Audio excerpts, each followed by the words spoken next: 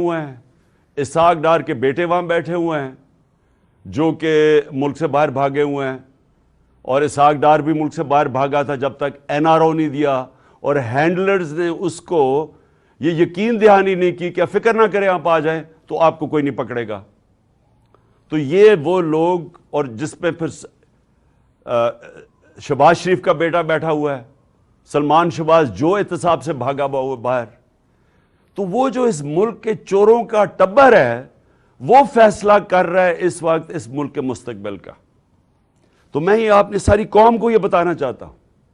کہ یہ کسی دنیا کے مہذب معاشرے میں یہ تصور بھی نہیں کوئی کر سکتا کہ یہ ہوگا کہ ملک کے اہم فیصلے ملک کے باہر ہوں اور وہ لوگ کریں جو 30 سال سے ملک کے پاسا چوری کر کے باہر لے کے جا رہے ہیں۔ اور میں دوسری بات کہ شہباز شریف کے اوپر ایک اخبار کے اوپر اس نے ہرجانہ کیا کہ میری توہین کی گئی ہے، اور اس نے جا کے عدالت میں چلا گیا۔ اب شہباز شریف کو نہیں پتا تھا کہ برطانیہ کی عدالتیں کیوں، ونسٹن چرچل ان کے جو بڑا سٹیٹسمن تھا، اس نے کیوں کہا جب برطانیہ ہٹلر کی دوسری جنگ عظیم میں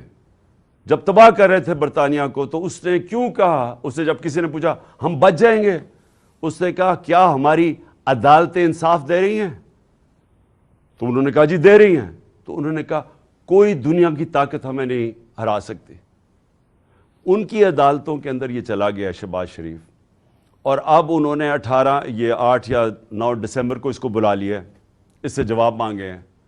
اب شہباز شریف کو غلط فہمی ہوئی ہے کہ ٹیلی فون اٹھا کے تو جج کو کہہ کے جی بے نظیر کو 3 نہیں 5 سال سزا دینا ہے، اس کے جو ماضی میں بریف کیس پکڑ کے کوئٹہ بینک پہ جانے والا، بینچ کو خریدنے والا،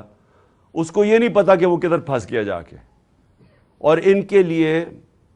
سب سے بڑا اب یہ چیلنج ہوگا شہباز شریف کے لیے کہ عدالت میں اب انہوں نے بتانا پڑے گا کہ کیا جو اس نے الزامات لگائے، اور اس نے بڑے، جو ان کا اخبار ڈیلی میل ہے، بڑے سنگین الزامات لگائے ہیں اس کی چوری کے اوپر۔ تو یہ میں صرف آپ کو اب بتانا چاہتا ہوں، یہ ہے فرق۔ کیوں وہ معاشرے میں خوشحالی ہے، کیوں یہاں سے لوگ نوکریاں ڈھونڈنے جاتے ہیں باہر، کیوں یہاں آپ کے لالا موسیٰ سے خاص طور پہ، اور یہ سارا گجرات، لالا موسیٰ، اوپر جیلم، اتنے لوگ میں ملا ہوں یورپ میں نوکریاں ڈھونڈتے ہیں پاکستانی، ہمارے پنجاب کے شہری، اسکینڈینیویا میں کیوں جاتے ہیں نوکریاں ڈھونڈنے؟ وہاں کے وسائل ہمارے سے زیادہ نہیں ہیں، لیکن ادھر انصاف ہے۔ دیکھیں، بار بار میں آپ کو ایک چیز سمجھاتا ہوں اپنی قوم کو، کیونکہ میرا کام ہے آپ کی تربیت کرنا۔ جب تک ایک ملک کے اندر عدل اور انصاف نہیں ہے، قانون کی حکمرانی نہیں ہے، وہ معاشرہ خوشحال نہیں ہو سکتا، وہ معاشرہ آزاد نہیں ہو سکتا، اس معاشرے میں جمہوریت حقیقی نہیں آ سکتی، حقیقی آزادی نہیں آ سکتی۔ وہ معاشرے کے اندر جدھر کمزور کو طاقتور سے قانون تحفظ نہیں دیتا، وہاں جنگل کا قانون ہوتا ہے۔ وہ جو مرضی آپ کر لیں، آپ اچھی سے بھی پالیسیز لے آئیں، وہاں غربت ہوگی۔ ساری جس کو کہتے ہیں ڈیولپنگ ورلڈ، جو غریب ملک ہیں، ان سب کی یہی کہانی ہے۔